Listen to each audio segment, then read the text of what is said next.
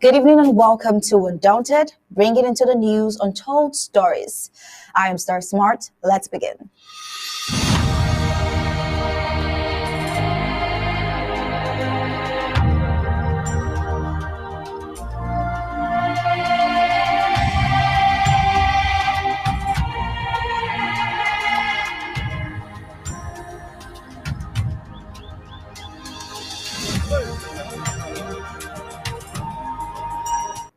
The people of the Federal Republic of Amazonia are a very determined and self-reliant group, and these great qualities have been suppressed for a long time by the colonial form of governance of La République du Cameroon. The La République du Cameroon system is one in which talent and potentials are killed, with everyone forced to look onto and depend only on the administration for everything. Worst of all is after paralyzing the private sector and killing personal initiatives, La République du Cameroon's government is unable to provide even the basic necessities. Meanwhile, in tonight's Undaunted, we will take a look at an improvised explosive device that was detonated in Boya, targeting the population who had come out as witnesses and participants in the La République du Cameroon organized MT Cameroon Race of Hope in Boya. An explosion that came as the athletes were in the competition and stopped many participants from continuing the race, which brings us to having the Secretary of State for Defense, Sylvester Zama, to elaborate more on this issue of tonight, as well as the Secretary of State for the Department of Finance and Resource Mobilization, Nijo, to also give us some more updates of this year's early draft. Well, with that, we'll dive into the full briefings of Undaunted tonight, starting with the prime headlines.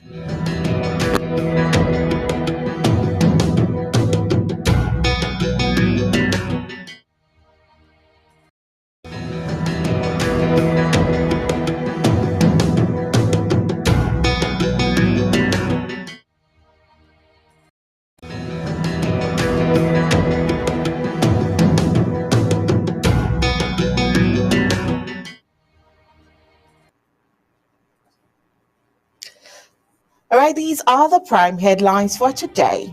Let's start with the story. It would give you the ADF of Agofc, as they have taken responsibility for targeting civilians. Of course, that's in relation to the Boya bombings. Not just that, today would also give you the United Kingdom state, as they have condemned the Boya bombing as well. Also today, Amazonians showed a development where La République du Cameroon has failed. Now, this is going to be a typical case study of the Konye populace as they construct village roads with rudimentary tools. Also today, in West Africa, we're going to be bringing you up to date with the violence, vote buying, rigging, as it was part of Nigeria's election. In other parts of Africa, Emmanuel Macron has embarked on African tour as France seeks to redefine its role.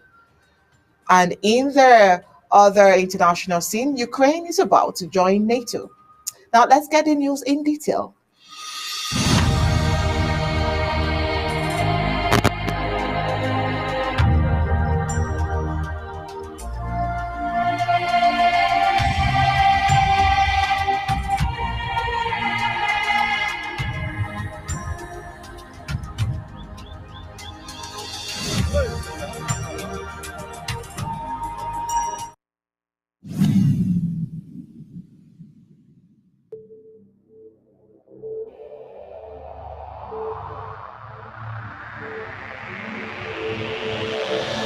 The media greatly influences society.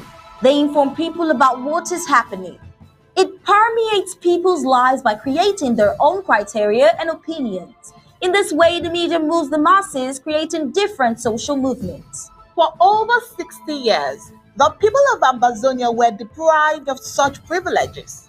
The privilege to enhance their own criteria and opinion. They have suffered cultural genocide for 6 long decades, but not in this age and not with Undaunted ABC on board.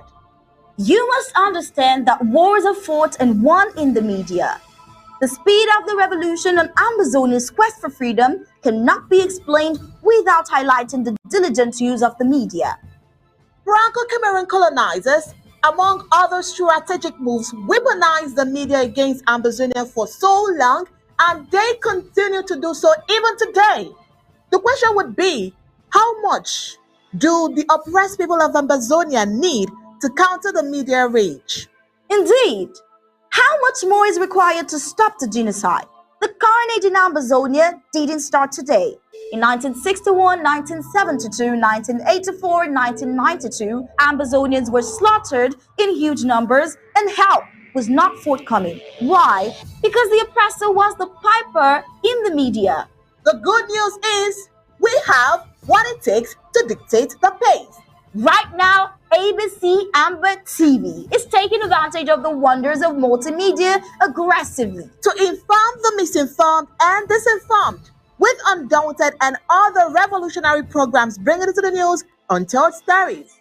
Most importantly, to win the media war by taking ABC Amba TV into every multimedia platform. In a word, where the importance of storytelling can never be overemphasized, Ambazonians has to tell her own story, not the other way round. And like we say it always, Ambazonia must narrate her story accurately. We can do this together, you know, right? You are just a click away. Visit our website at www.abcambatv.com, and the steps are quite simple. With just a click on the website, you can become a club member with so many benefits. You can also make a one-time donation, advertise and showcase your goods and services at the marketplace on the website. That was easy, right? You're welcome on board. And thank you for opting for the winning team.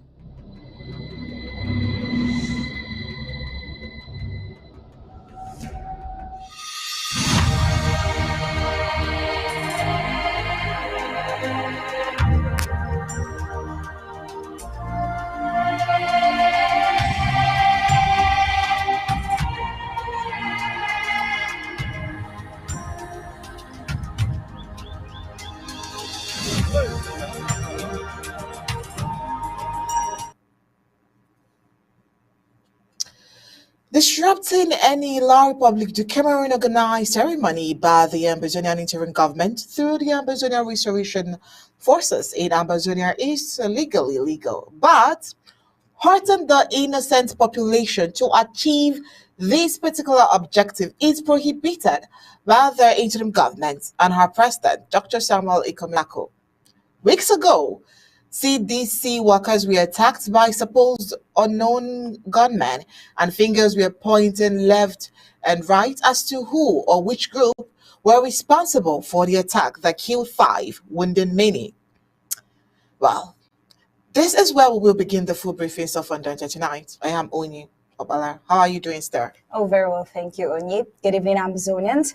Well, even if the group involved in the attack and the killing was not evident in the eyes of many, the recent attack on athletes from the Mount Cameroon race MT of Hope is a clear indicator on who is assisting La Republique du Cameroon in attacking the innocent people of the Federal Republic of Ambazonia.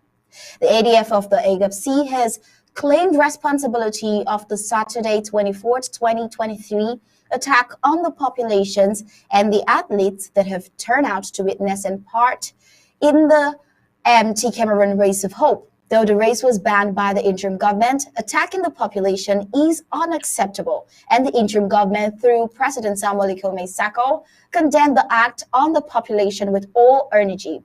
Well, even Christian Denise McClure has, on behalf of the UK's government, condemned the attack on civilians in Boya, as reported by Undaunted in another report we bring shortly. But the question now is, why are La Republic du Cameroon allies struggling to tarnish the image of the interim government?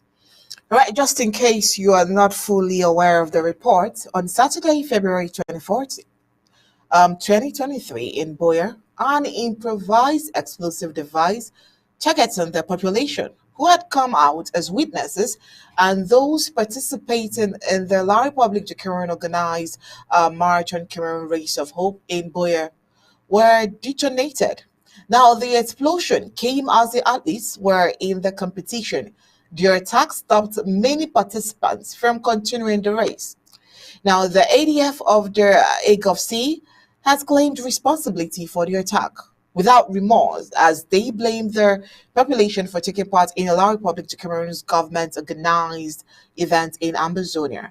Now, in their words, says, I'll continue to urge civilian population not to put themselves in harm's way by engaging in activities that shield the gens patrolling our streets and causing mayhem or enabling any organized activities overseen or inspired by the genocide, Dr. Cho Ayaba added after acknowledging the attack.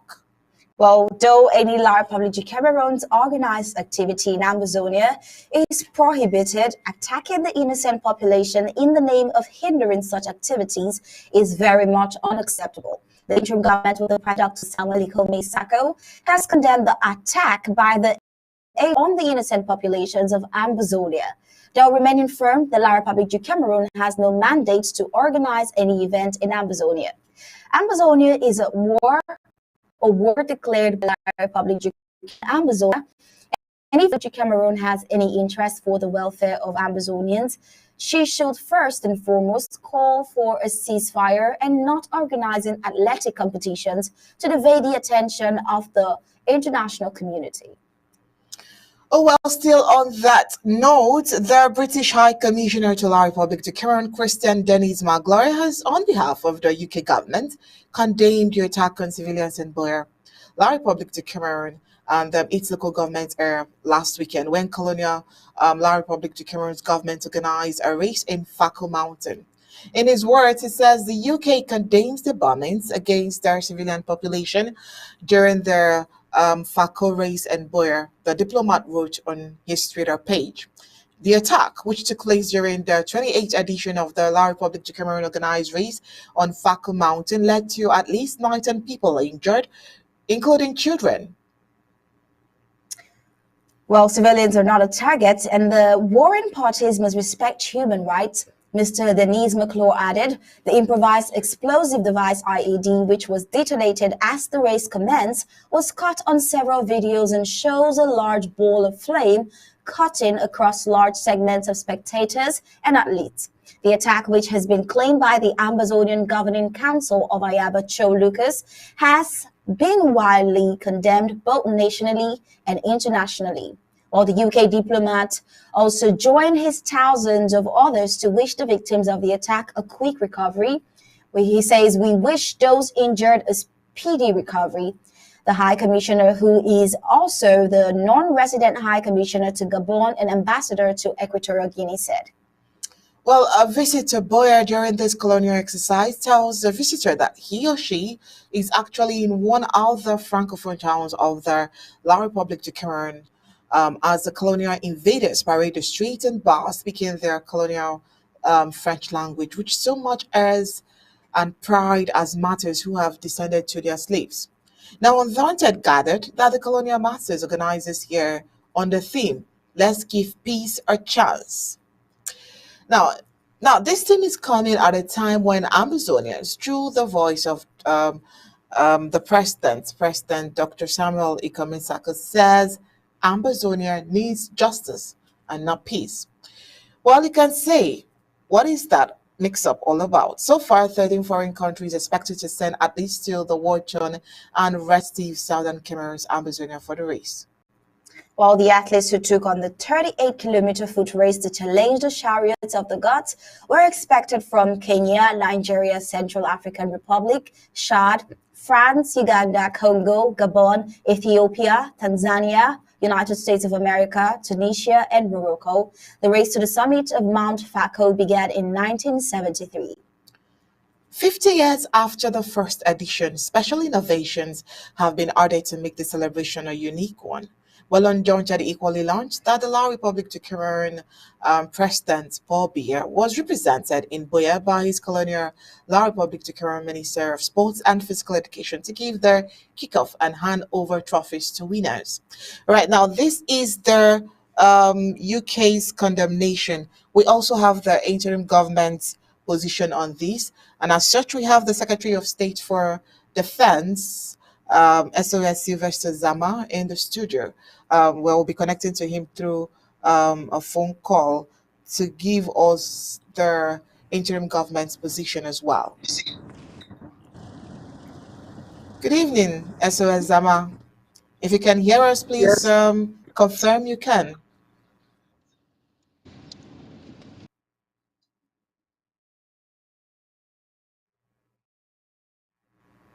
SOS Zama, are you there? Can you hear us? Please confirm you can hear us.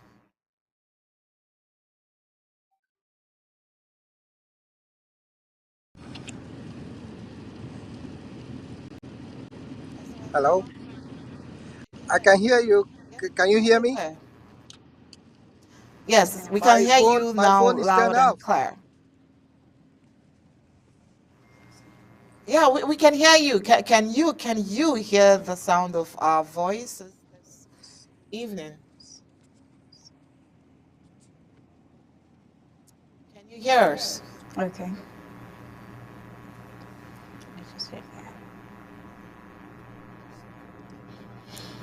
Hello, SOS Zama. We just want to be clear that we can hear each You other. hear me? Can you hear us? Can you hear me? Oh,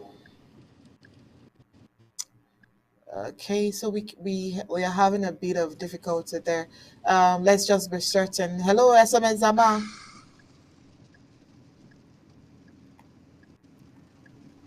Hello.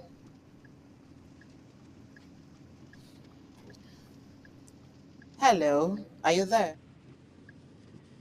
Hello? Okay. Yes, we can hear you now. All right. Nice having you in the studio. Um Now, the incidents about the bombing, you can imagine people, athletes coming from different African nations to compete, and then they are all struggling for their life. I mean, as a security expert, what are your thoughts about this?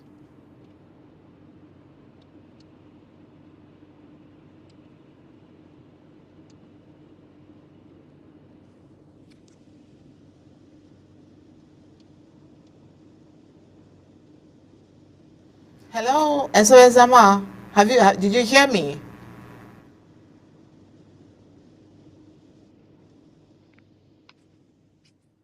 Hello?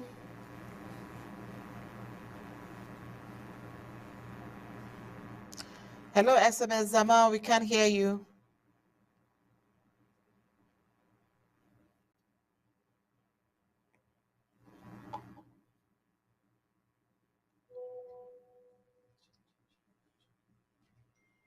All right, so we might have to proceed to our next report. Meanwhile, this is just to remind you that we still have Niger in the studio, and right after this, our next report would bring Niger and still try to connect through to SOS Zama. Well, we'll try that again after the break. We'll get into the report. We the people, ABC Amba TV, Ambazonia Broadcasting Corporation. The voice of the voiceless, the voice of Ambazonia, connecting the world from Africa with untold stories, Africa's best.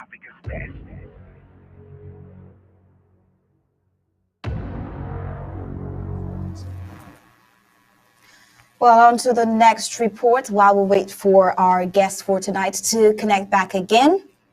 We'll go ahead with the Kongye Populist Construct Village Road with rudimentary tools. The peoples of the Federal Republic of Ambazonia are known to be very determined and self-reliant groups.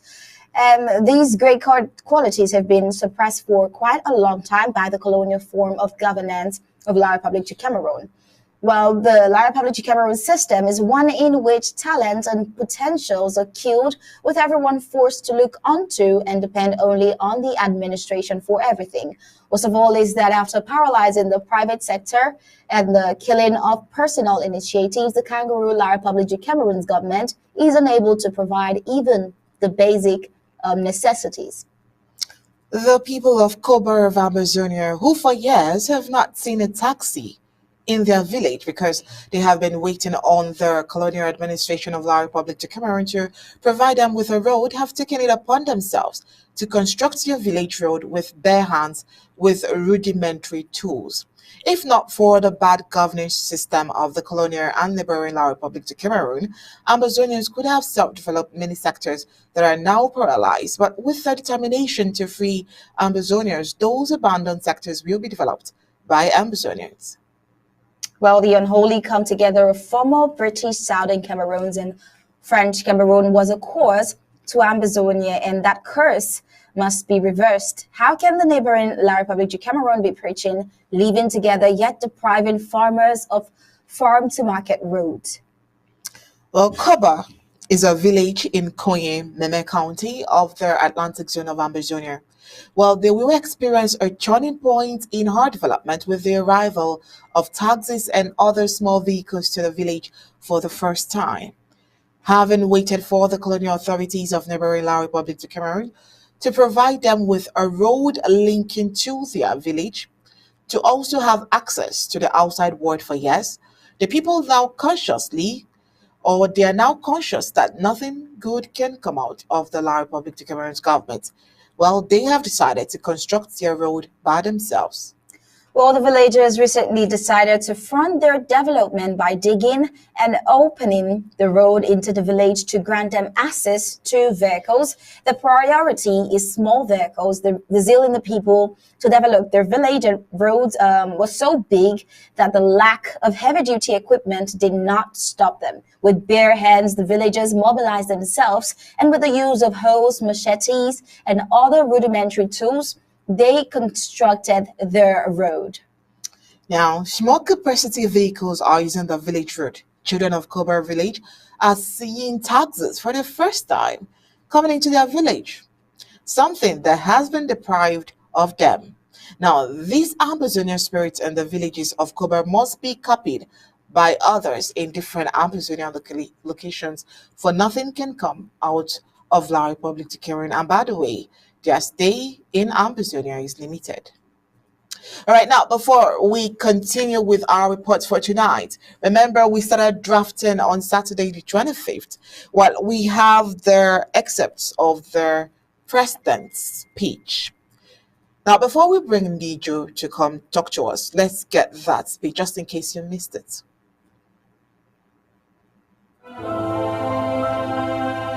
My people, I love the Savannah Zonal Command made up of Ngoketunja, Bui, Boyo, Menchum, and Dogaman.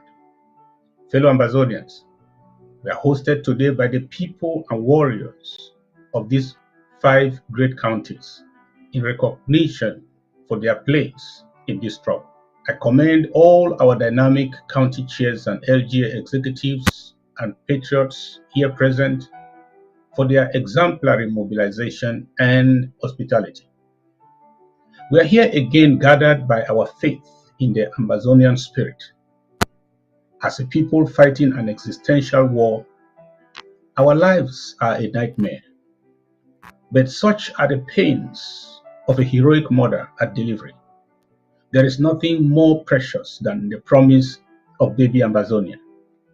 Even the blood of those who are being massacred daily in Ambazonia by La Republique du Cameroon may only water the fields of our freedom, but will never stop us from fighting. Ambazonia is a spirit that cannot die. It haunts its killers, dishonors its mockers, disgraces betrayers, and outlives its naysayers. What we want to do this year as the central government is to move in and fix whatever is not working well according to our strategy, so we can improve on our execution generally. We want to improve on the net amount of money going into the struggle, effectively manage our scarce resources and avoid hoarding of our critical resources, improve on the redemption rate at the county and local government and federal levels, and strategically assist in planning our national response plan through our central command from a central budget. We want to foster intra-zonal coordination of our defense projects from our central command with a focus on all three command zones. Proud comrades from the Savannah zone, your participation is being recorded this day.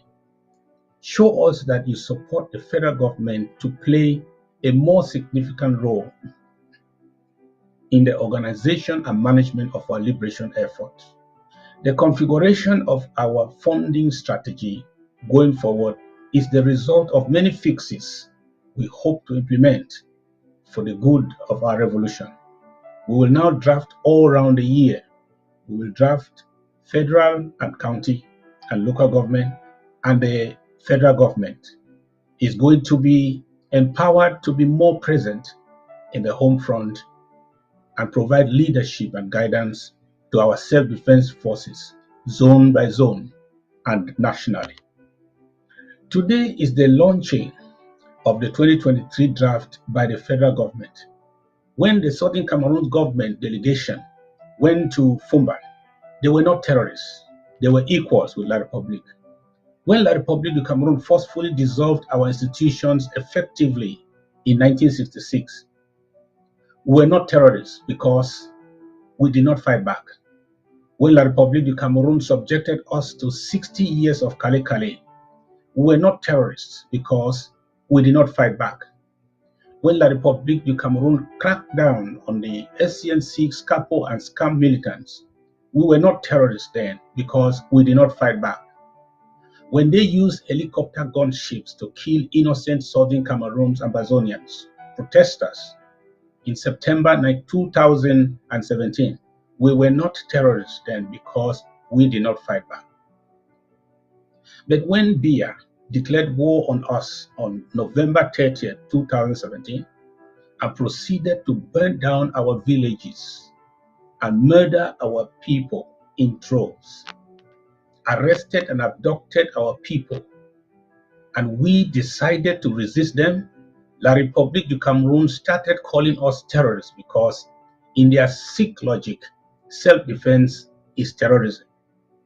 So we, the victims, should surrender and get killed if we don't want to be. Please don't be bullied to withhold your contribution to help defend our victims of genocide. Money itself is not a legacy. It is what you do with it that becomes a legacy or not. Fellow Ambazonians, let no one deceive you. We are the Ukraine of Africa. The whole world is drafting for Ukraine. Many of us are even donating to free Ukraine.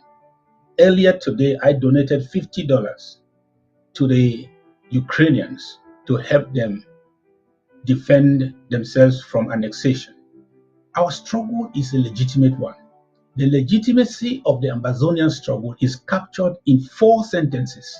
Number 1, Southern Cameroon's Ambazonia was a nation granted independence in 1961 by the United Nations in a manner that led La Republique du Cameroon to annex us instead. Number 2, our Southern Cameroon's Ambazonian government and institutions were dissolved by the annexationist La Republique du Cameroon. We restored our independence and our government institutions that were dissolved by the annexationists. And number 4, Southern Cameroon's Ambazonia, our restoration forces are now defending our right to exist as a people by resisting the occupier. As ARFs, you are involved in a legitimate liberation endeavor. We have no better way to stop these killers of our children and kindred. Let us unite forces, because if the IG fails, we all fail. If the IG succeeds, we all succeed. 2023 is the year for a make or mar in this revolution. Give us what it will take to push La Republic out of our territory and make La Republic the first nation to recognize Ambazonia by leaving our territory. That is why the federal government is coming into the fight full time this year. We shall be drafting monthly till December 2023. Fight without season should mean draft without season. Viva our valiant ARFs. Viva the free people of Amazonia. God bless the Federal Republic of Amazonia. Thank you.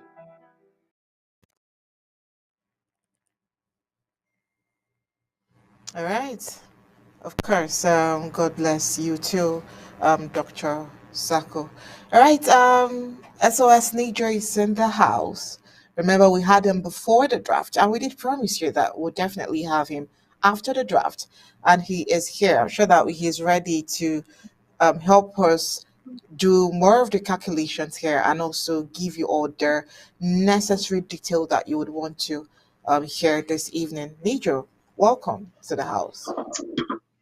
Beautiful. Thank you, ladies. Not a very good start. Let me turn that off. Apologies.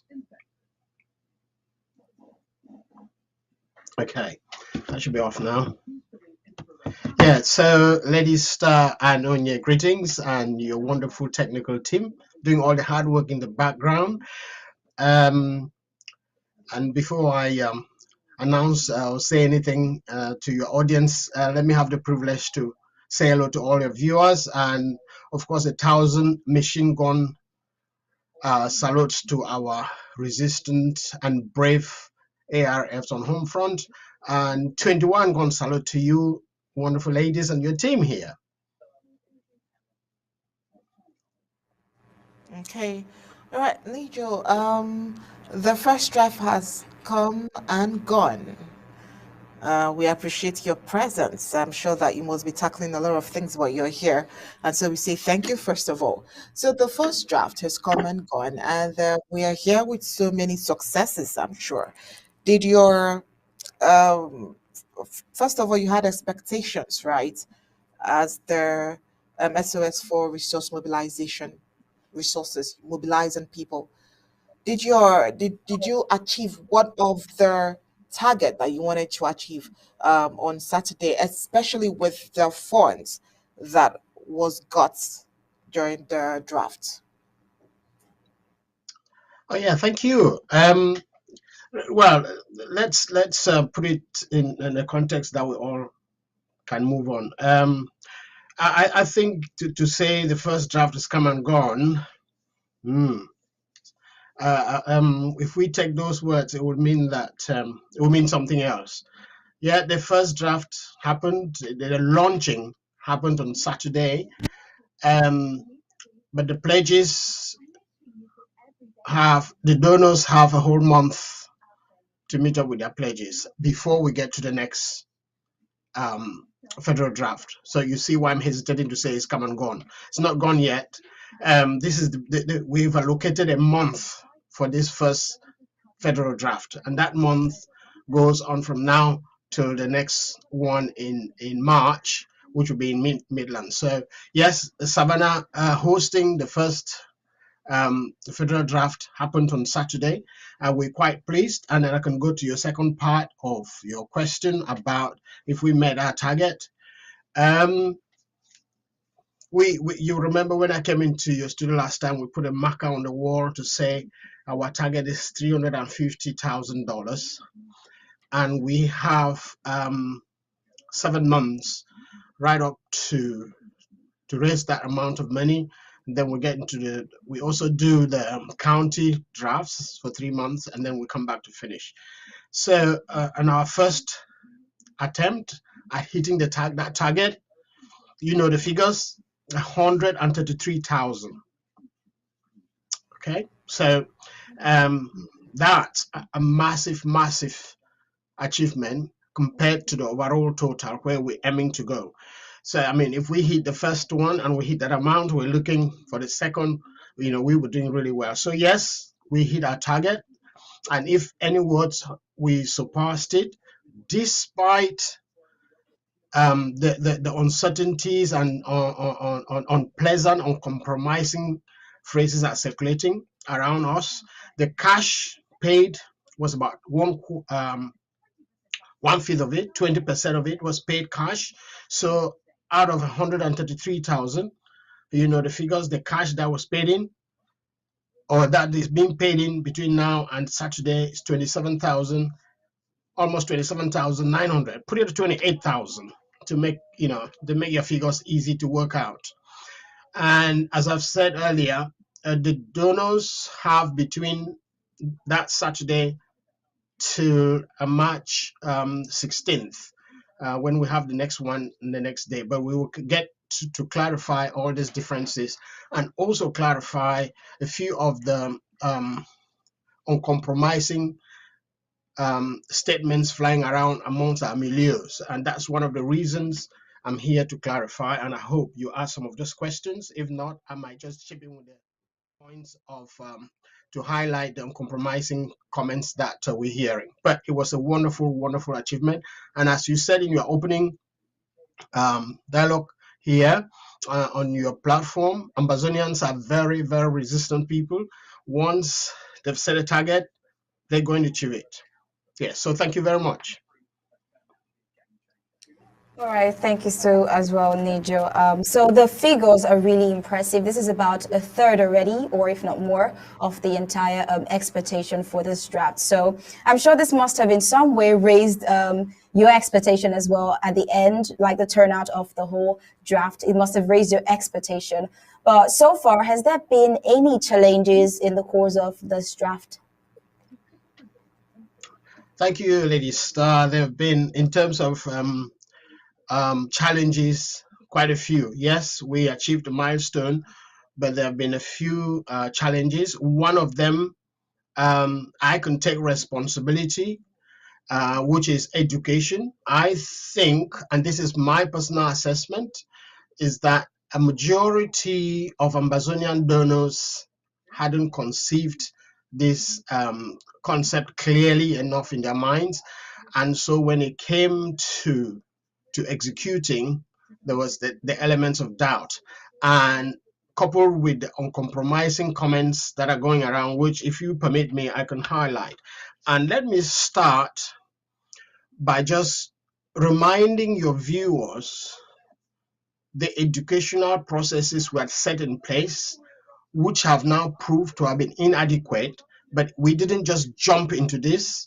We had thought through it, and we had given opportunities for Ambazonians to ask questions and understand.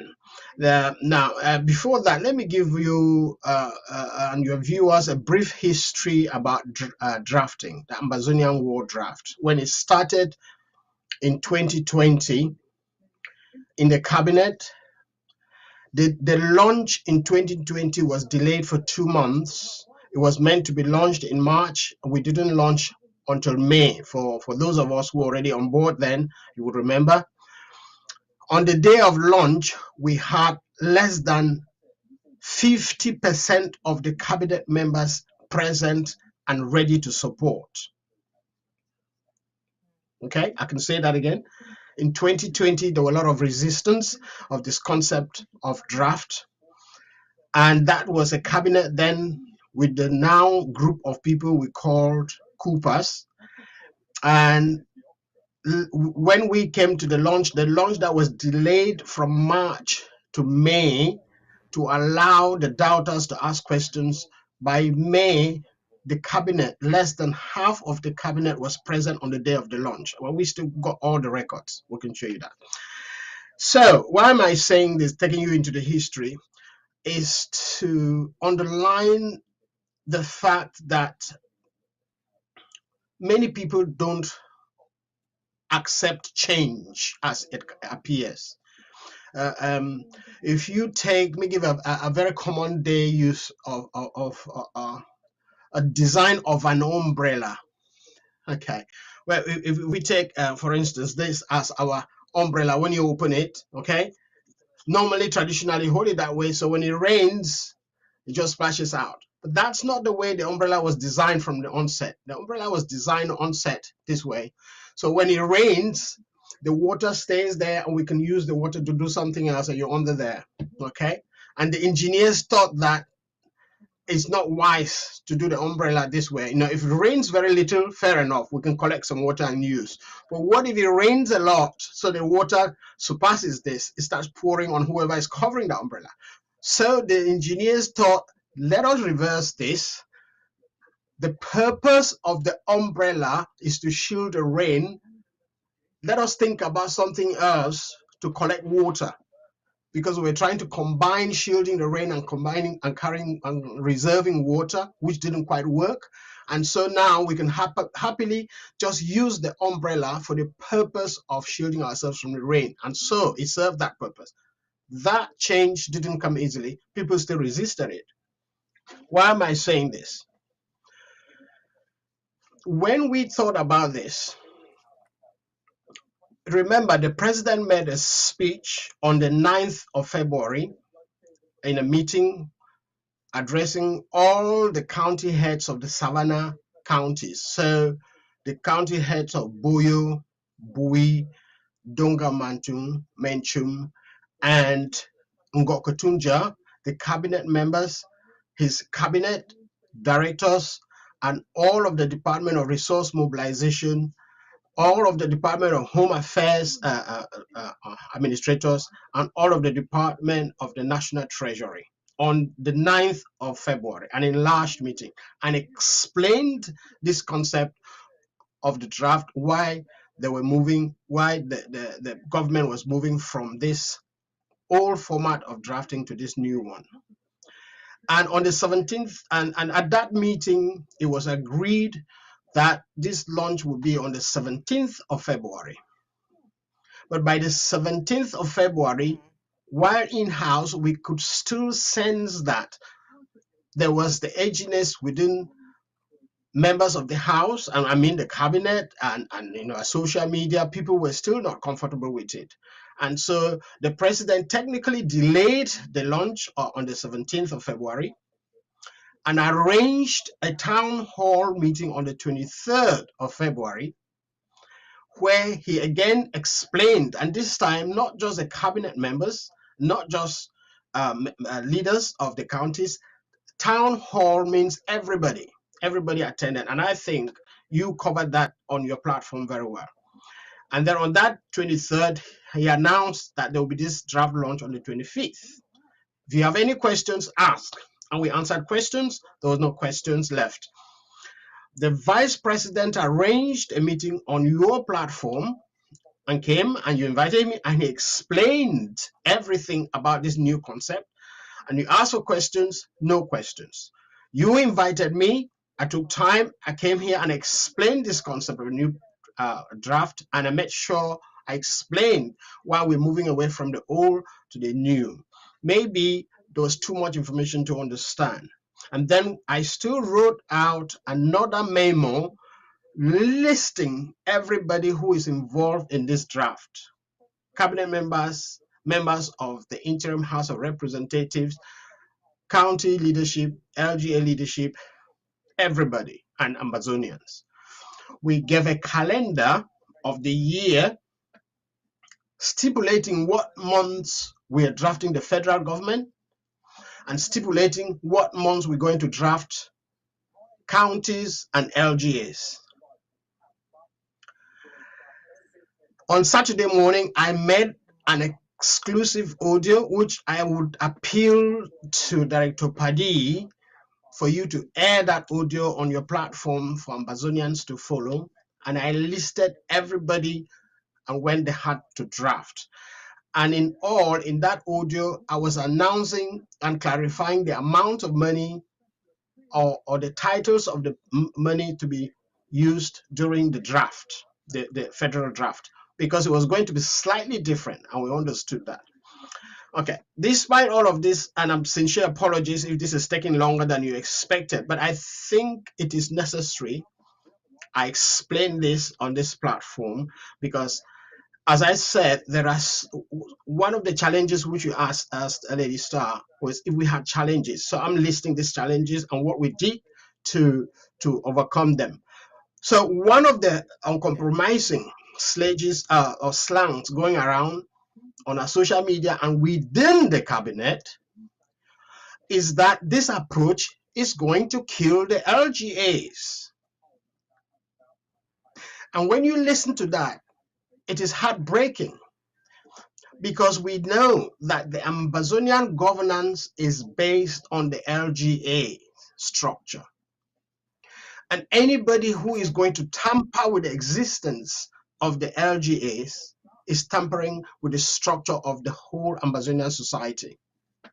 Now, when you get prominent members of government or prominent members, Ambazonians in leadership, writing on social media or actually saying to people that this structure, this current structure is going to kill LGAs, local government areas, I think that goes beyond a joke.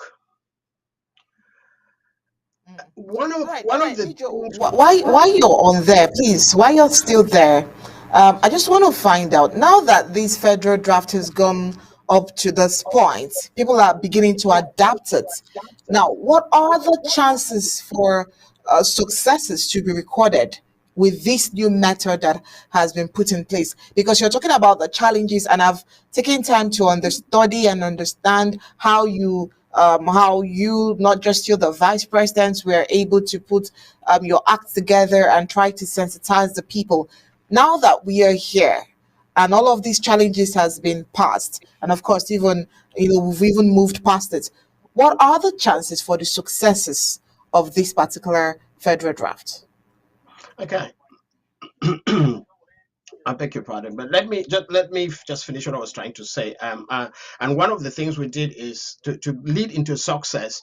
We have now created, to start with the Savannah zone, we created a planning committee, where in that committee, every county had to send in 3 key persons: the county coordinator, the defense chair for that county, and the treasurer. And in that design, we suggested that every county treasurer be the team leader. So if every county is coming with 3 members, the team leader of those 3 members is the treasurer, because the treasurers have the numbers, they have the records, they know those who are drafting, those who pay, those who haven't paid, and they know how many people in all are actually active in the county. That's the reason we made them the team leaders. With that, we ensuring that there would be records, reliable records, so to say, that we can build on to get the federal draft up and running. So the old model of drafting, as we know, and based on the LGA structures, was that you could term that triggering upwards. So when the draft initially, I just hope we're together. When the draft was originally designed, it was that the LGAs, the funding of the federal government would come from the LGAs. And so that meant that the funding of the federal government was triggering upwards. And in that case, the LGAs were meant to pay a certain percentage of the draft funds into the national treasury, first for the county leadership to use, and then part of it, 20%, for the federal government. We all know it didn't quite work. This one, just as the example of the umbrella I used, we are reversing it. Okay? This model is that, and I just hope that we are together on this. This model is that instead of the finances triggering upwards from the LGAs, it would trigger downwards Every LGA, the strength of every LGA lies on the number of members in that LGA. So if an LGA has 10 members, that's the strength of that LGA. If the LGA has 50 members, that's its strength. If the LGA has 100, we know LGAs in Ambazonia who have more than 400-500 members. That's the strength of that LGA. If an LGA wants to draft itself, let those 10, 50, 100, 500 members draft their money in that LGA. This other model does not allow Ambazonians to come and draft your LGA. And this is where people are failing to understand, and they're misconcepting it. They're selling the concept the wrong way around. So the federal government, the federal draft stops Ambazonians drafting their money and sending to your LGA. This encourages every LGA to seek membership, increase your membership. If you want funding in your LGA, increase your membership.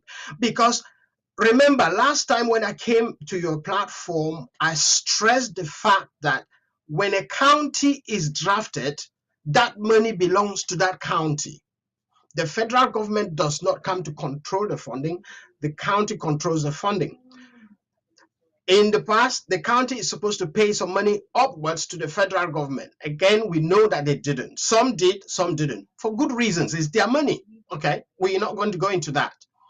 But we also saw that Ambazonians were drafting. Each time you had a county, Ambazonians came around and drafted money. Instead of giving that money to the federal government, they paid that money into that county that was being drafted, and they sat on the money. And some of them used the money, to be fair, but the majority of the counties did not use the money and have not used the money. Now, what this model of drafting does is it allows Ambazonians to draft their federal government instead of coming and drafting your LGA, instead of coming and drafting to support your county. Ambazonians draft to their federal government. And in the trickling downwards, as I explained with the Amba example, if the federal government at the top has some funds, their project executed in Ambazonia, every project executed in Ambazonia is in an LGA or in a county.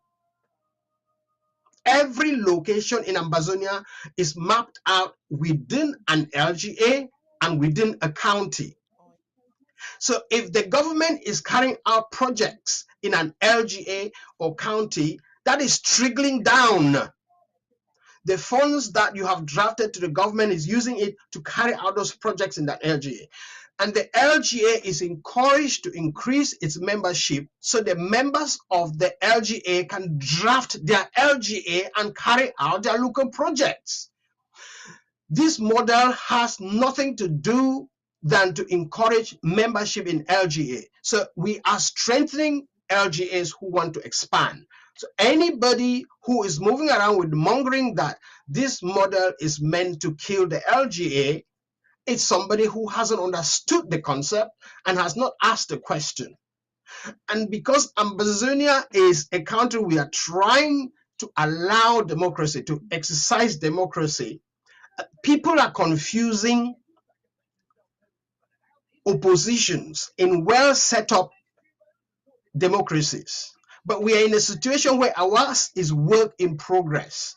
We are looking for people to get their ideas together and move us towards that established democracy where you can then have opposition leaders leading. If you know, it's fair enough, a government has an idea and you have a different one. I think to seek clarification on an issue you don't understand is different from misinterpreting the idea. Okay, in a well set up democracy, you will be challenging and giving your own ideas. But in a situation where we are, it confuses people. But we're seeking people to, if you don't understand a concept of the government, ask the question, seek clarification. Don't misinterpret the concept, because it's very damaging. in a situation, in a very cardinal situation where we are, and managing the resources as most and as best and as effective as we can.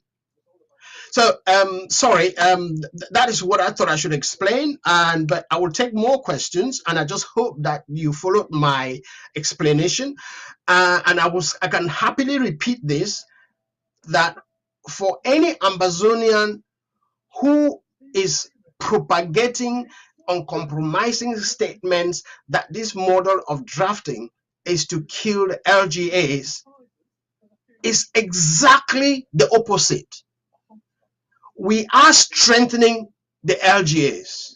We are taking the money that Ambazonians were drafting and giving your LGA, we are taking that money away to use it above so that it trickles down, and telling you, an LGA, to look for more members.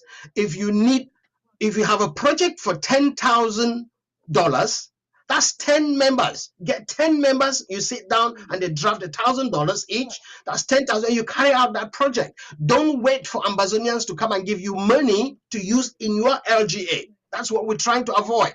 If you have 10 members and you have a project for $100,000, you have to go out and look for membership to raise in your LGA to come and raise $100,000 and carry out your project.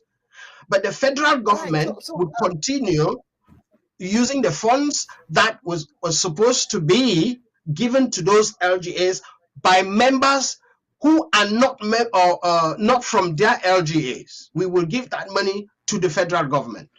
Sorry. All right. So maybe should we assume at this point that that is the concept of this federal Correct. draft? That's Is that correct. the concept of the federal draft? It is. That's the concept.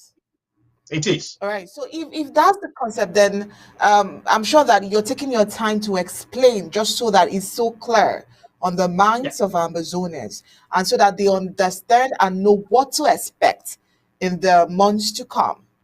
So if that's the concept of the draft, what are the chances? I asked this earlier while you were trying to still explain the concept so far. So what are the chances that this will be better than the other methods or the other concepts that has been used so far? Beautiful. Now, if you understood my explanation, the next one it's a simple arithmetic. Okay, so let us take my LGA let's take a county of 20 persons. In a county, 20, each drafting the federal government $1,000 gives the federal government $20,000, right? Yes, simple. That $20,000 will be used on projects. And remember, the money drafted to the federal government belongs to everybody. It does not belong to a particular county. The government will move those funds around to places that have specific needs. And as we explained, if La Republique is targeting Manu overnight and the government is aware of it, it's a shame our SOS Zama couldn't come on. He will probably explain this if he was with us in the studio, that he needs, La Republique is sending 5 trucks to Manu tonight. He gets that information. He needs funds for those boys. And another call comes in, Bui says, oh, they're sending 10 trucks, they've just gone past Ngokotunjia, they're coming up to Bui. Bui needs funds at that time, and the federal government would have to support them. DMC, Boyo, or Ngokotunjia funds. These things happen. We are in a real war, and so your government needs some funds to be able to support, to move them around resources when need be. Because when we were using the old format, it was very difficult for the government to help. Now, cast back to the October federal draft to the government, it was $18,000. Some of that money is still being paid. But look at what has been happening from October to date in home front. The government has been able to move those funds left and right to places that needs it. And this is the sort of thing we are looking to implement with the federal draft. I hope this clarify. You know, I picked just one example of a county, but to further clarify your position of the success of this module is from the top of your head. We have, let's just do some math as quickly as possible. Okay, we have 13 counties. Okay, Okay. some of these counties have 5, 7, or 4 LGAs. Let us take an average county with 5 LGAs. And these 5 LGAs all have 10 executive members, 10 leaders. For instance, they have one member of the IHR, they have a member of the cabinet, they have one director, they have an LGA chair, they have an LGA secretary, they have 2 HSS members, they have a treasurer, and they have 2 what do you call them, spokespeople. Those are 10 people in one LGA, right? Are you with me, girls? Lady Onye, you asked the question. Are you with me? So, yes. So, Yes, we are together. yeah, averagely, let us assume every LGA has 10 members, and the 13 counties each have 5 Okay. LGAs. Okay? So, every county now has 50 members. Okay? 50 members in leadership. Yeah? Are we together? Yeah. So 50 Together. times 13 counties, Okay. 650. Okay. Remember, times 1,000. Okay. That's 650,000. 50. Okay. We haven't included in that list. We haven't included Ambazonians. We have only looked at those in leadership positions. Okay, I listed people in leadership positions. So I listed the head, the cabinet members, the county head, coordinator, treasurer. I didn't list ordinary Ambazonians in that LGA. Now, if the leadership can draft 650, go to every LGA and just add 2 average Ambazonians. 2, not 3, just 2. So 2 times 50, so 2 times the 50 that we accounted. So 2 times there were 50 LGAs. So 2 times 50 LGAs is 100. Okay, times 13 counties is 1,300 persons. Yes. Yeah, times $1,000. Thanks, $1,000. Can you imagine how much money we're going to raise? 1.3. That's amazing money. But most of that money, if the LGAs then draft themselves, this is federal draft. If this money goes to your government and the LGAs have their own projects, and instead of having 10 people draft, they all have 12 people to draft. So every LGA drafts $12,000. Every LGA drafts $12,000 to itself. Do you know how much money that will give every LGA? How many LGAs are there? You know, you can count all of this and you can see that there is a lot more money in this module than in the previous module. Because remember, I told you last time in here, with this module, there is no place to hide. Okay. There's no room to hide, because when we come to your LGA or your county, we know there's 10 of you, the county chair, the treasurer, this, we listed them, there's 10 of you, there's 10 of you to draft the federal government. So there's no way for somebody to hide.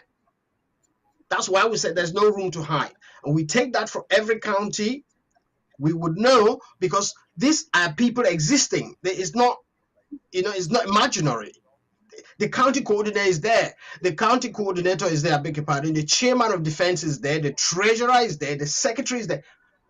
I know in some LGAs, these offices, some people double offices. So, for instance, in my LGA, I serve as a financial secretary and treasurer. In other LGAs, people serve different positions. Yeah, but give and take. In some LGAs, not everybody has a position, so it balances up. So it's a good model to give strength back to financial strength back to the LGAs and say, look, if you have this number of people, this is what you should do. But the federal government appeals to Ambazonians, to every Ambazonian, please give us just $1,000 a year from January to December. If you look at that, and the VP on your platform, I remember because I followed him, he explained the Jangi concept, where some LGAs, and I think he cited his LGA, are doing monthly contribution of $100 each. Now, if every LGA encourages that concept and every LGA has 100 trickling into the account every month, that's money that the LGA can use for their local projects. I hope this this shows you the strength of the model. Now we understand why the interim government has to toe this line. It's very clear. It's simple at the same time, and it helps in ensuring that everyone does his or her quota. I think this is very straight to the point. All right, Star, you may want to ask the last question. Oh, well, it's in regards to the explanation. Right now, I'm sure a lot of persons, Ambazonians, who did not get it before with the detailed explanation, they already get it now. Importantly, on Saturday's draft, in regards to what you were saying, during Saturday's draft, some counties and officials were confused on how to participate, although we had the vice president explain about that, like you mentioned. But the question is, this draft, from what you've said, it's a draft not just for the federal government, but it is getting to the federal government to trickle down to every other arm under it. But now, why is it tagged by the zones if the draft is for the federal government? Right. The issue is, as humans, when you have the feeling of belonging to something, you give your participation, your all participation. We didn't want to create the federal government completely different from what Ambazonians are used to, because we used to visit every county every weekly and make the people feel part of the government. If you come now to do the federal draft and you take it away from the people, they feel excluded. For that reason, we said it's a federal draft, but we will ask the counties, the various counties, to host it so that it gives that sense of belonging, that sense of ownership.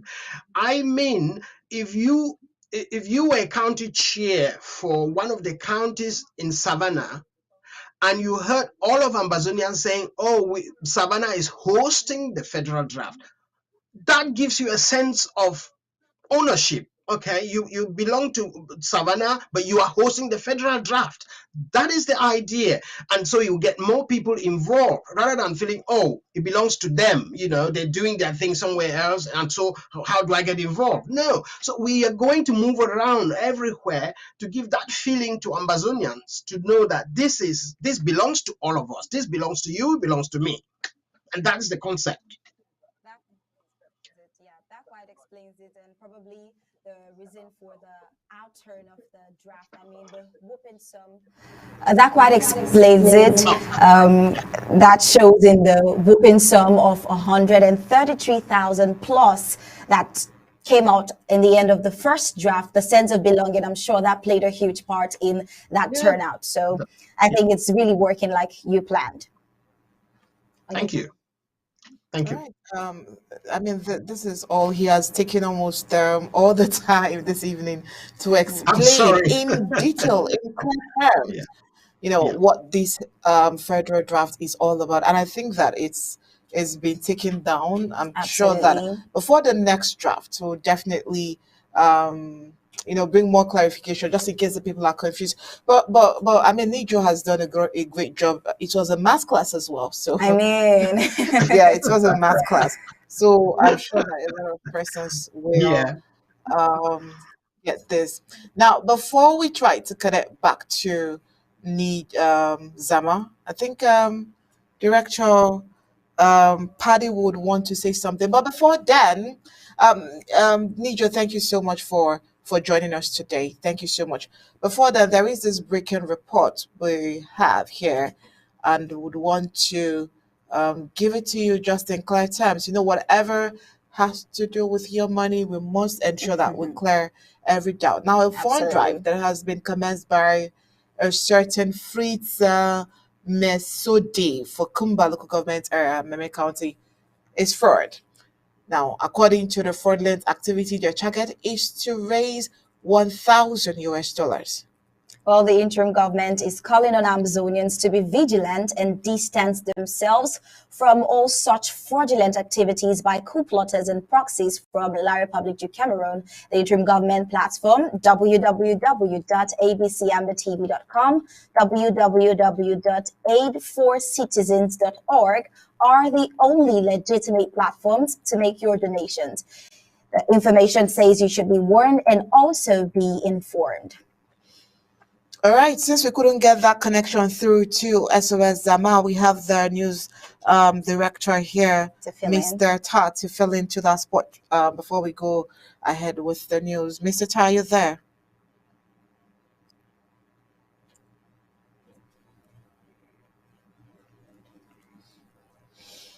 All right, so let's give Mr. Tar some seconds to get his connection right. Let's bring this report from France.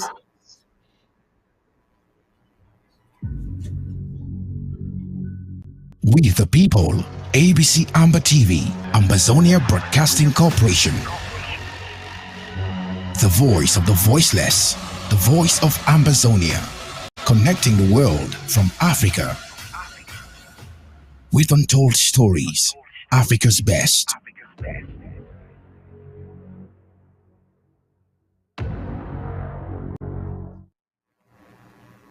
All right, in Africa, we see Emmanuel Macron embarking on the Africa tour as France seeks to redefine its role. Well, French President Emmanuel Macron faces an uphill battle on an upcoming trip to Africa to win over countries in a continent that is increasingly resistant to the one-time colonial powers playing a role in their affairs.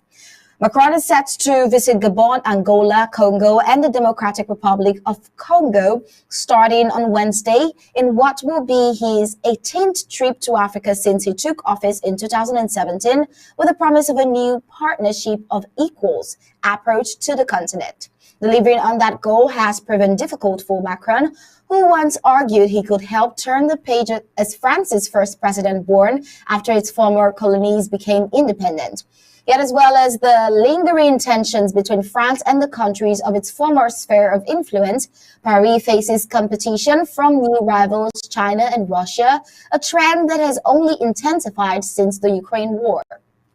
Antoine Glesser, an author and long-time observer of France and Africa, noted how Macron's trip came as France was changing its strategy following the end of its decade-long operation to fight jihadis in the Sahel region. He says Macron is going to Africa, this time in a position of weakness. He said, Russian influence on the continent is rising. France is on the defensive after the end of Barkhane and French companies are losing market share. Macron will use a speech and mandate to lay out his priorities and method to deepen the partnership between France, Europe, and Africa, the LC Palace said. The president is also expected to address how France's military will adopt a lower profile than during Operation Barkhane, which at its peak involved about 5,000 troops before it was wound up last late last year. The new posture will involve French troops in Africa acting more in support roles for training or intelligence, and consultations over specifics are underway with various countries. An LC Palace official said the trip to four African countries that Macron has not visited before showed how France wants to be a constructive partner on matters unrelated to security, such as fighting climate change. The military topic eclipsed everything else we did in Africa during Operation Bakan, whether it be economically or politically, the official said. He also went on to say, we have to change these since the political situation in Africa today is different, especially among young people who reject all forms of foreign military presence. But the transition has put France on the back foot amid rising anti-French sentiment on the continent, stoked by increasing Russian influence. Well, French troops withdrew from Mali and the Central African Republic last year and from Burkina Faso this month when the government there ordered them to leave. Russian mercenaries from the Wagner Group have filled the void, taking on security roles at the request of Bangui and Bamako.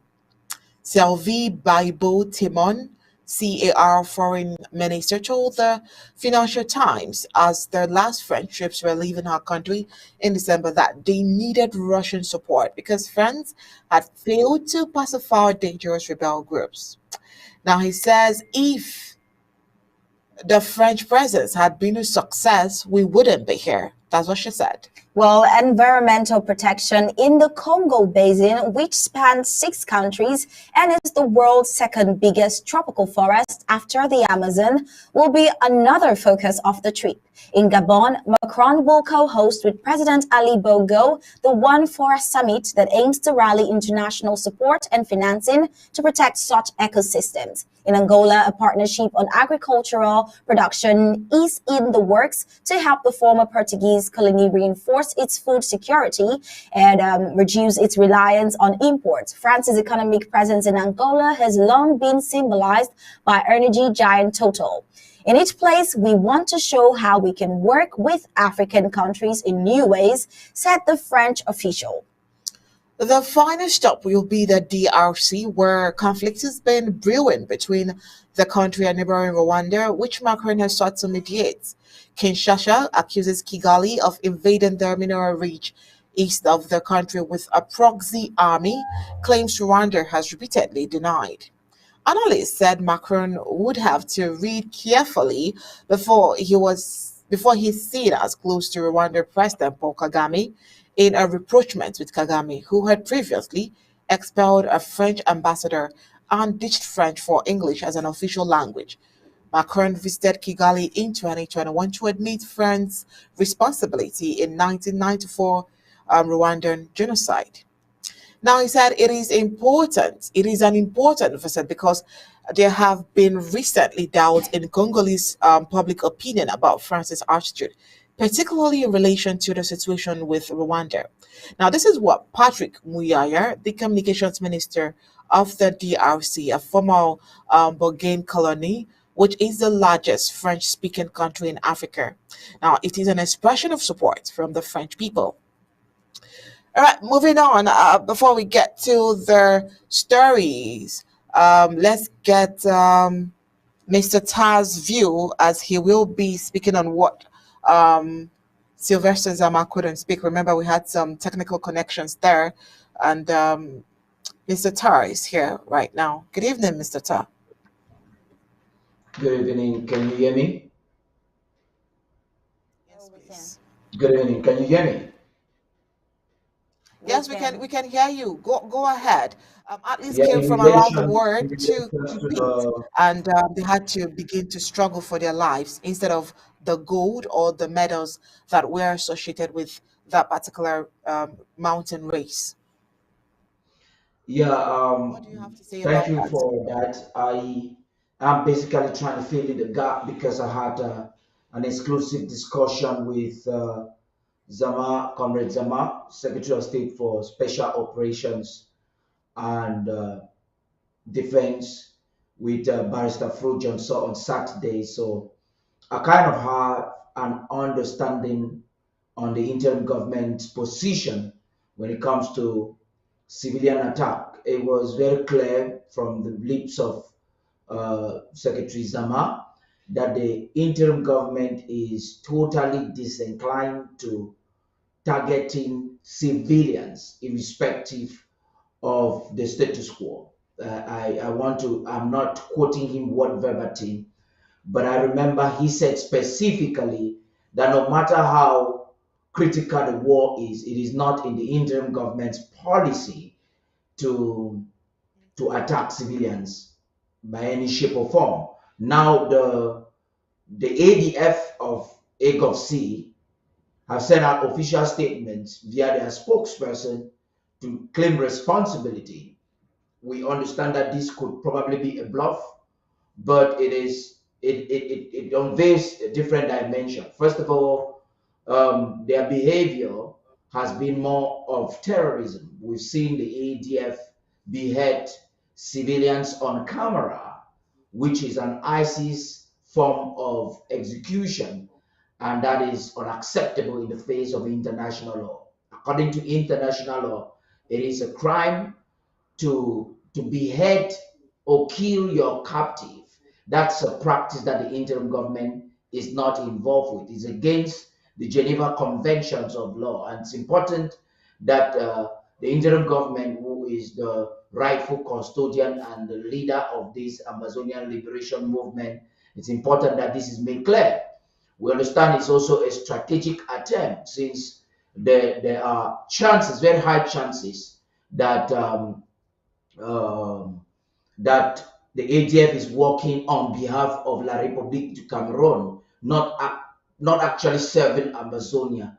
There are very high chances that it could be a La République du Cameroon ploy or attempt to sabotage the struggle and to create a bad name for Amazonia. We also heard a few weeks ago the ADF taking responsibility and or affirming that they were a part of the attack at Mundani, where civilians were also victims. This has never been the practice of the interim government. We want to appreciate all the international partners for standing outrightly against such malpractices during war. But it is in sync with what the president of the Federal Republic of Amazonia, Dr. Samuel Komesako, said during his interview with the BBC. He said that there are many actors of the war and crimes could come from all different angles. You have those purporting, like the ADF, to be Amazonians, but they are literally fighting against Amazonia. We have seen for the past 3 to 4 years the ADF targeting mostly the restoration forces, attempting at every given count to destabilize the Amazonian self-defense apparatus. It's all about control, dissuade. The ADF was an active participant of the 2 conferences, I would say clandestine meetings, that were organized in Canada by La République du Cameroon. So they standing for Amazonia is a question mark, and it's important that this is made clear to the international community that Amazonia is not involved in any activity that the ADF is doing on the ground, because first of all, Amazonia was not involved with a so-called treaty they signed with Nnamdi Kanu, and that treaty jeopardized or could jeopardize the safety of our refugees in Nigeria. In fact, the ADF is involved on activities that are contravening to the cause of our movement. If you have any question, I wouldn't mind. But if you permit, I would also like to comment on Macron's visit to Africa. All right, go ahead.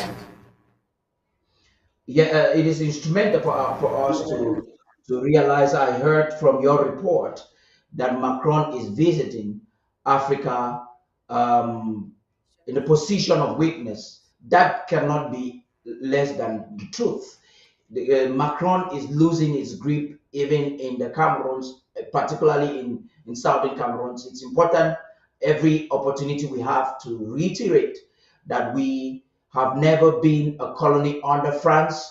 but France is using their province because La République du Cameroon is a province under the French colony, it's a province under the French nation, it's under France Afrique, it's under Francophonie, which is all about France.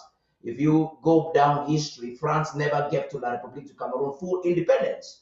And so it's important for us to watch very closely French foreign policy in Africa and how it could impact us. You find people like Russia, the interim government has no partnership and it's not working with Russia in any shape and form. The interim government, under the leadership of President Sacco, has clearly and severally sent their support to the American government and anything they are doing. And so, whatever Russia is doing and contending with France in different parts of Africa could have an indirect impact on our movement because France may want to enforce their stronghold with Yaoundé or empower Yaoundé more to fight us so that they can keep us. And that is what they are depending on to build their economy. So we are taking and watching his visit to Africa is of no great interest to the nation of Amazonia. It's simply to enforce the French hegemony in Africa and different parts of Africa. And Amazonia and Nigeria could be inclusive because of fuel. Thank you. All right, thank you so much, Mr. Ta, for airing your thoughts on that. All right, we'll keep on following up with that particular visit and we'll bring you up to speed with whatever development arises from that particular visit. All right, thank you so much for making our time to come into the studio tonight. Casting Corporation. The voice of the voiceless. The voice of Ambazonia. Connecting the world from Africa. With untold stories. Africa's best.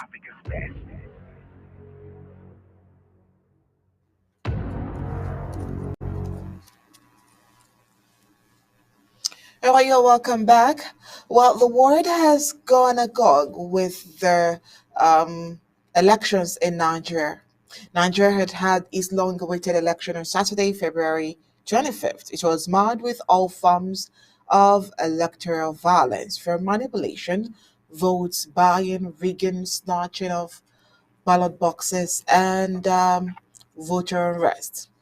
Well, we gathered that many Nigerians heard their voices at the irregularities witnessed and observed during the election. Interestingly, for the first time in the history of Nigeria's election, millions of youth joined up in their numbers to vote across the 36 states of the country.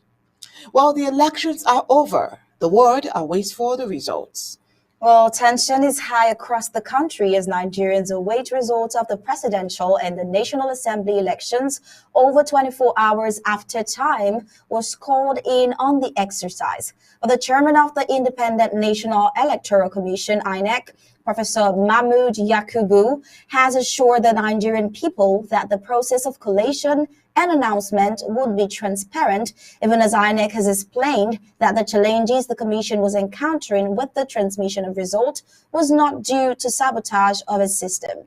At the same time, INEC yesterday announced the presidential candidate of the All Progressives Congress APC, Bola Ahmed Tinubu, as the winner of the presidential election in Ekiti State, Nigeria, after polling 201,494 votes to defeat his closest rival, Atiku Abubakar of the People's Democratic Party, PDP, who scored 89,554 votes. However, Atiku Abubakar returned that favor by defeating Tinubu in Katsina State, the president's home state, though by a small margin. The former vice president polled 489,045 votes, while Bola Ahmed Tinubu of the ruling All Progressives Congress APC scored 482,283 votes.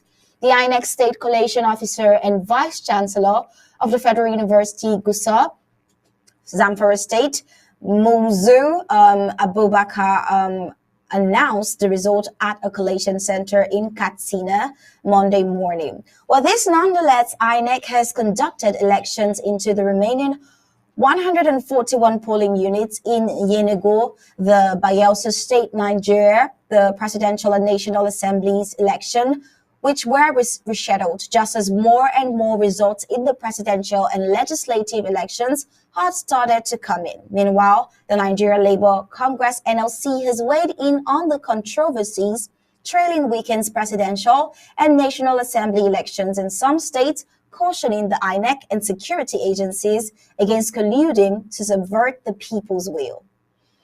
Well, the INEC chairman, Mahmoud Yakub, who allayed fears of manipulation, said during one of his briefings yesterday, Sunday, that everything concerning the collation of the results and announcement would be done in the open at the International Conference Center, Abuja, Nigeria.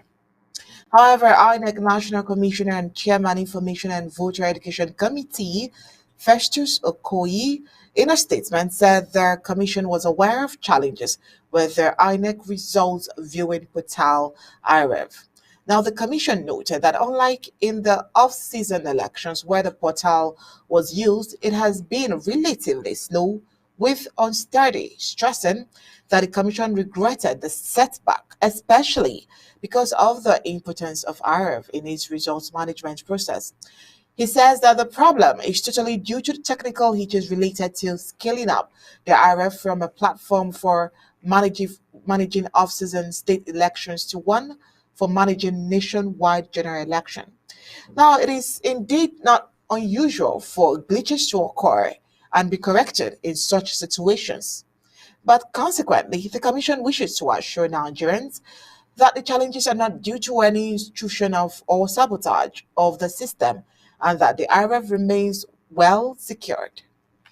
While further assuring the people that its technical team was working assiduously to solve all the outstanding problems, he added that the users of the IREV would have noticed improvements since last night. His words, "We also wish to assure Nigerians that results from the polling units, copies of which were issued to political parties, are safe on both the BVAS and the IREV portal." Meanwhile, Atiku wins the President Buhari state with 489,045 votes in the early hours of this morning. The People's Democratic Party, PDP, presidential candidate Atiku Abubakar was declared the winner of the Saturday's presidential election in Katsina State.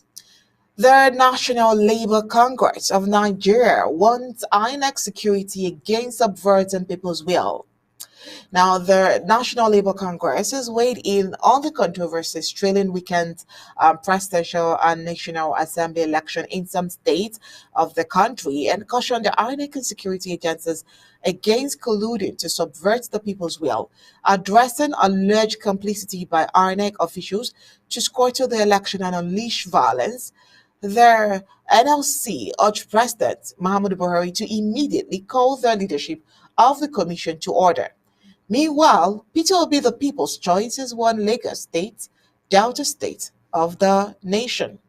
Now, at the time of filing this report, Undaunted gathered that collection of results were still ongoing at INEC offices across the 36 states of the Federation, while the country is remaining calm and peaceful.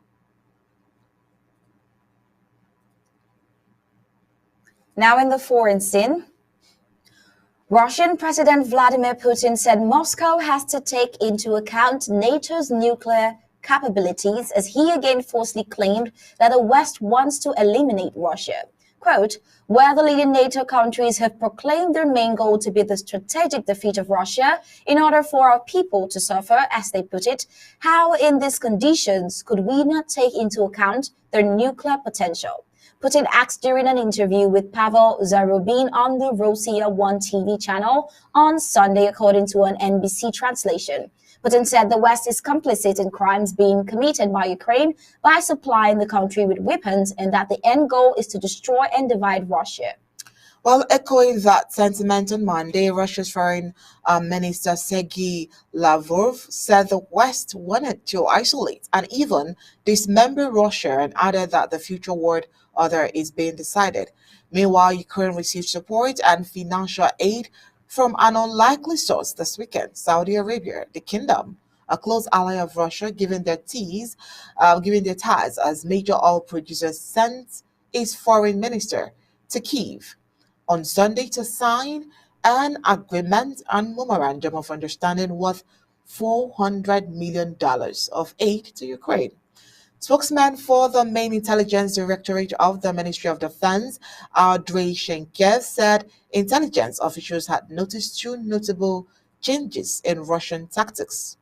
Well, first, they really learned from their mistakes. Second, the run out not only of high precision missiles, but of missile weapons in general. Now, this was said by Cherniak, according to a Google translation of his comment. He added that, quote, the Russian Federation still has thousands of missiles in stock, but they are running out of them much faster than they are able to produce, although he didn't cite any evidence for his claim. Defense analysts generally agree that it's hard to determine how many missiles Russia has left. Cherniak said Russia was not able to produce more than 30 to 40 missiles per month, and that the old missiles they have in service either fail due to a malfunction or have a limited strike range. Meanwhile, Turkey's NATO talks with Sweden and Finland to resume on March 9th. Turkish Foreign Minister Mevlut Cavusoglu said on Monday that talks with Sweden and Finland regarding their NATO membership bids would resume on March 9th after being suspended in January in the wake of the Quran building protests in Stockholm. Turkey had previously cancelled a trilateral mechanism with Sweden and Finland on their application to join NATO after Rasmus Paludan, leader of the Danish far-right political party, Hardline, burned a copy of the Quran outside the Turkish embassy in Stockholm in January. He says, my colleagues will attend the meeting that will be held on March 9th. Cavusoglu told a press conference in Ankara, adding that the meeting would be held in Brussels. But he said Sweden was still not fulfilling its obligations under the memorandum signed at a NATO summit in Madrid last June, even though NATO's Secretary General and other allies have said Stockholm has changed its legislation. The United States and other NATO countries are hoping that the two Nordic countries become members of the alliance at a NATO summit due to be held in July 11th in Lithuania's capital Vilnius precisely. While Ankara has signaled it could approve Finland, it has given no assurances that it will give Sweden's bid the green light by then. All right. And before we give you the recap, this is just to remind you that fund drive that has been commenced by a certain Fritz Mesudo for Kumba local government area, Meme County, is fraud. We told you that. Yes, this is just to remind you that that fund drive is fraud. Now, according to the fraudulent activity, your target is to raise $1,000. Now, the interim government is calling on Ambazonians to be vigilant and distance themselves from all such fraudulent activities by coup plotters and proxies from La Republic to Cameroon. Now, the interim government platform, www.abcambatv.com, are the only legitimate platform to make your donations. Right, and with that report, we've come to the end of Undaunted here tonight. But before we go, let's give you a recap of our major stories. Well, La Republic du Cameroon proxy militia ADF of AGFC has taken responsibility for targeting civilians, and United Kingdom has condemned the Boya bombings. Ambazonians showed a development where La Republic du Cameroon failed, as Konye populace construct village roads with rudimentary tools. Well, tonight on Undaunted, we told you that in West Africa, Nigeria, the election of February 25th has been marred with violence, vote buying, rigging. Also tonight, we told you that Emmanuel Macron said embarked on African tour as France seeks to redefine its role. And as well, Ukraine is about to join NATO.